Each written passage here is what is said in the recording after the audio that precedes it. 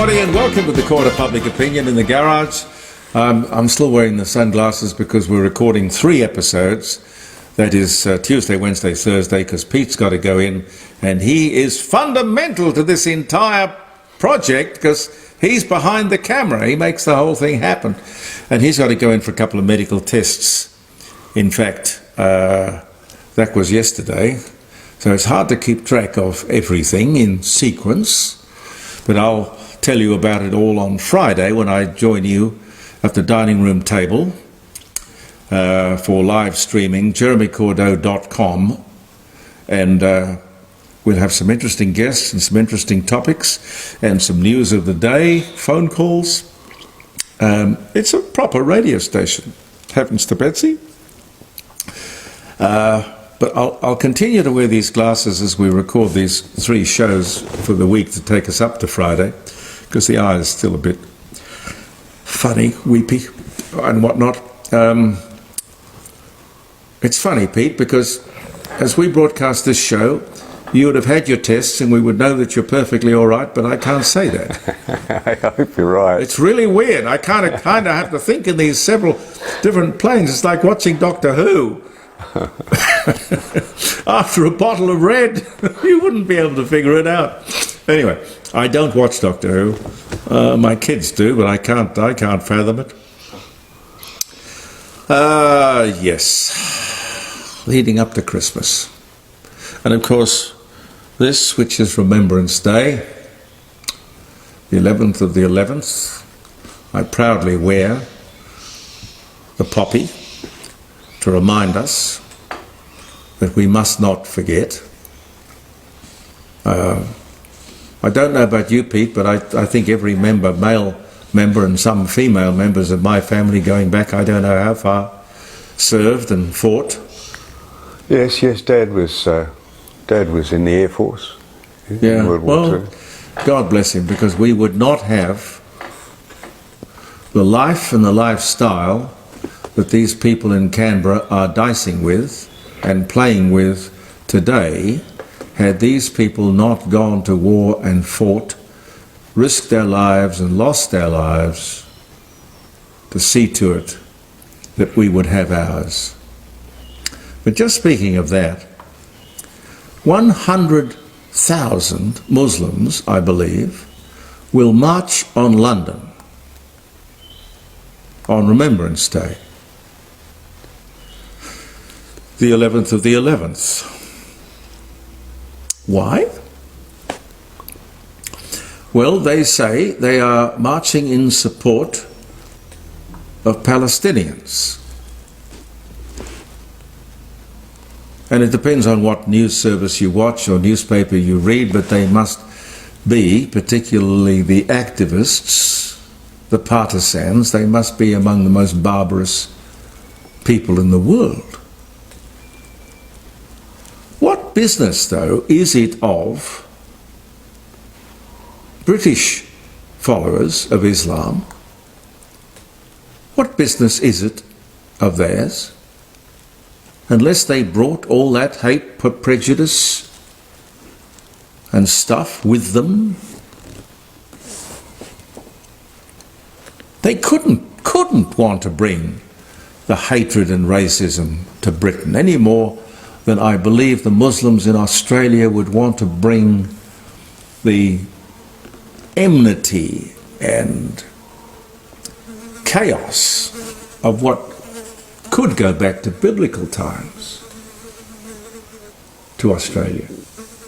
I have a very interesting fellow. His name is Harry Joyner. I'm going to ring him on Friday. He's lived in Israel for a long time. He's not a religious man any more than most people in Israel could be described as religious, but he understands a lot about the region. I look forward to talking to him about 10:30, I think, on Friday morning at the dining room table, jeremycordeaux.com. Just tune in. And what's going on with the lady photographed in the bird cage at Flemington? promoting Cup Day, I think that's really what she was doing, wearing a dress, black and white dress that said, "Free Palestine." What's that got to do with horse racing? And how can the women who want to go and look at the fashions and the people who want to go and bet on the horses, what can they possibly do about freeing Palestine? Do we want this stuff brought into our orbit? Because the moment you do that, you've got people taking a side and people saying no and people saying yes. Then before you know where you are, you have one group against another. And we don't want groups against groups, and we certainly don't want people facing up to each other. That's not Australia. We get on with everybody, but I do want to talk to you, perhaps not today, but in more lengthy terms. I want to talk to you about multiculturalism because I think it's a wonderful ideal. Multiculturalism, wonderful ideal. But it doesn't work. That's the truth. It doesn't work. Well, not as the architects of it envisaged. Anyway, on to something else. Here in Adelaide, more hours spent ramping at public hospitals, more than 3,000 hours. Can you imagine that? 3,000 hours, to be precise, in the backs of ambulances. Much more than under the previous government. And the ramping, if you remember back to the Labor Party and the ambulance union campaign, the ramping cost the Liberal Party government. Now, thinking back that far, I can't even tell you whether they deserve to be re-elected. I don't know. I can't remember. I mean, I don't vote for somebody just simply because he's wearing a badge or has a stripe or waves a particular flag. I want somebody who's going to do the job and be accountable if he doesn't do the job.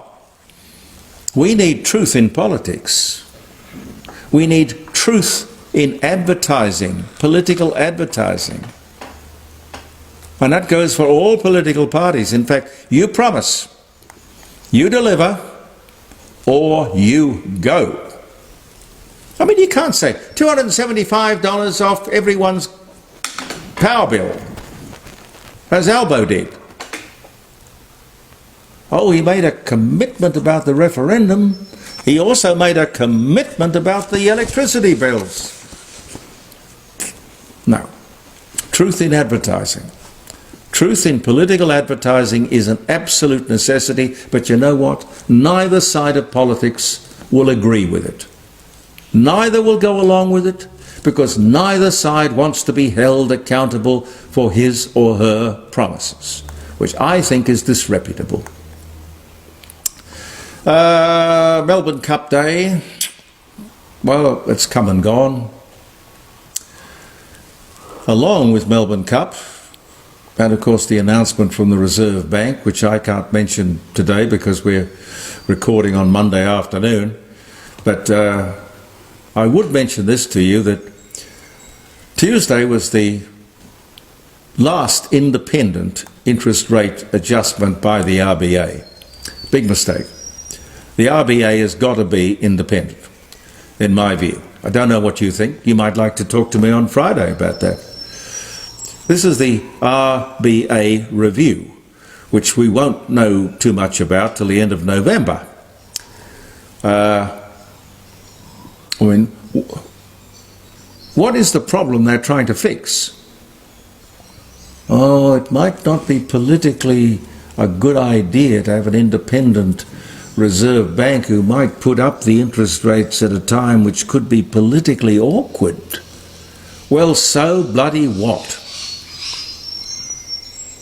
Stop looking after your own rear end and start looking after ours. That's what you're there for. You people in Canberra, leave the Reserve Bank to do its job. $7.2 billion profit for Westpac? Wow. Pete? I'd like some of that.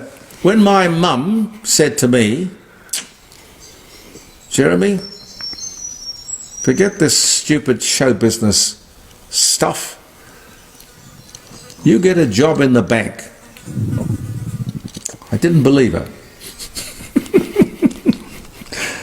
Oh, she said, you can get a job in the bank, you can join the clergy, or you can join the army. That's it. Good, secure jobs. Anyway, I went the other way. Well, I think you made the right choice, Jeremy. Oh, well, bless your heart. She probably never did, you know. She never quite knew, right up till the time she died, exactly what I did. She thought it was sort of, I don't know, a very funny business filled with spivs and people in, odd clothes and whatnot. I don't know. Anyway, I'm sorry if I disappointed you, Mum. I am. But anyway, Westpac, back to the story. $7.2 billion. That is up 27% on last year. Wow. Wow. And according to the bank, no noticeable problems with people paying their mortgage. Okay, well, look, as I said to you, I think it was yesterday, quite frankly, with interest rates, anything with a 4 in front of it is not too bad. I've lived with things with an 18 in front of it. Thank you, Mr. Keating. Now, here's something I didn't know. I'll bet you didn't know, Pete, that we pay the Chinese Communist Party $1 million US a year. That's nearly 2,000.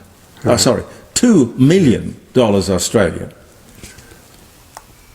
Plus millions of dollars to try and get Wang Wang and Fu Ni pregnant.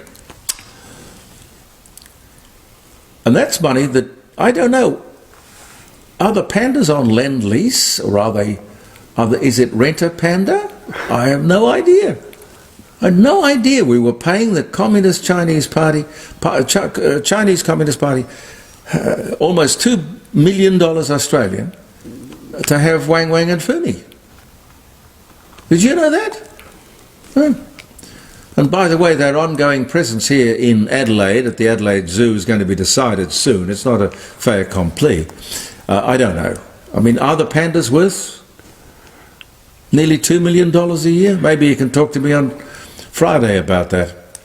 Have I got time for one more? Yes, yep. Women footballers. Now, I don't know about you, Pete. I know I've caught you watching the football from time to time. Oh, yes. I don't understand football. Don't understand it. Whenever the school wanted me to play football, I had a note from my mother. I wasn't allowed to play football. Anyway, women are now playing football. Might interest you to know that they are 8 times more likely to have an ACL injury. That's an anterior cruciate. Cruciate, is it? Yeah. Ligament. Which is serious. Isn't it serious? Yes. Pete? Yes. Takes about a year to get over, they tell me. And it is just one of the differences between male and female, which you can't blur, which you shouldn't blur. It does beg the question, really, why do women want to play football? Pete, what's your impression of women playing football? Oh, look, I don't watch it myself, really. Are they good at it? They're getting better at it, but Yeah. it's not as fast. It's not as exciting. I don't think they have improved. Are they getting the crowds? No. Is it worth them sacrificing their future health in future life? Are they getting paid the sort of $1 million salaries that the male footballers are being paid? They're getting paid more than what they were. I don't know what the situation is, but they seem to want to do it, don't they? I have a passion for horse riding, and that's a dangerous sport. You know, Yeah. if you've got the passion for it, I guess you do it. And accept the risks. And you have to accept the risks and not then turn around and sue the football. Oh, no, well, you can't do that. Oh, my God, no. No, I totally agree with that. Yeah, well... Anyway, I'll just leave you with a few dates. If I can just get my eyes focused. The Louvre Museum opened in Paris, 1793. Wow, on this very day. Patti Page was born in Oklahoma, 1927. The singing rage, Miss Patti Page. I remember her. She was a star. Golly. Days of Our Lives began on television in 1965. I think it's still going, isn't it, Pete? Well, I don't watch it if it is. I don't watch it either. But I was hooked on one particular part of that when I was a teenager. Really? Which part? Oh, I think it was Bill and Laura, I think it was. I wanted them to get together. Oh. Yeah. All right. You old romantic, you. The Australian Arbitration Court of Justice sets the minimum wage, 2 guineas, for a 6-day week. That was back in 1907. Mind you, 2 guineas back in 1907 could have bought you. It could have kept a family. So let's not rush to judgment.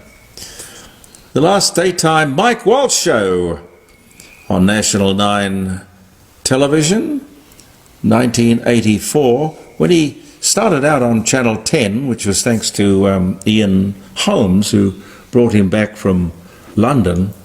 Ian gave me the job if I wanted it. Ian said, you can be his sidekick if you want the job. And I looked at it, and I looked at him. Well, God, what would I know? I was 21 years old. And I said, no, this ain't going to last. I was very wrong, because he went on to be very successful at 10. And then he was stolen by Channel 9, and that went on enormously successfully for Channel 9, the whole network. And the only reason the wheels fell off was that they got greedy at 9, and they wanted to move him from the midday program, which was subsequently taken up by Ray, whatever his name is. They wanted to move him into nights. And he went into nights, and it was a terrible failure. And they sacked him. And Mike Walsh sued Channel 9 and got, I think, a $7 million settlement. And Mike Walsh today runs a lovely little cinema on Military Road at Cremorne or Mossman. Can't remember what it's called. Lovely little cinema, and he shows old movies and has the time of his life. Never went back to the media. Never again. Yes. Oh, and funnily enough, the last late night Tonight Show with Bert Newton on the National 9 network. That was 1984, and they got rid of Mike Walsh on daytime television in 1984. Must be about this time of the year that they start sacking people. Dear. Rearranging the deck chairs. Oh, do I know that feeling. Dear. Duns Scotus died. Medieval scholar who introduced the word dunce to the English language, 1309. Who would have thought? A butcher in Hawthorne in Victoria put soap powder instead of flour into his sausages, and his customers started frothing at the mouth. 1961. I don't know how that got into the dates. Oh dear.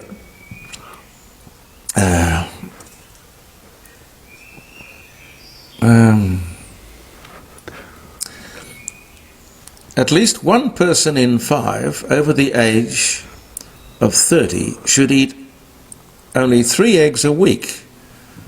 Dr. Ralph Reeder, then director of the National Heart Foundation, 71, this day. It's got something to do with cholesterol. You know, they used to say you shouldn't have too much cholesterol. Okay, and Edmund Hillary was born in London.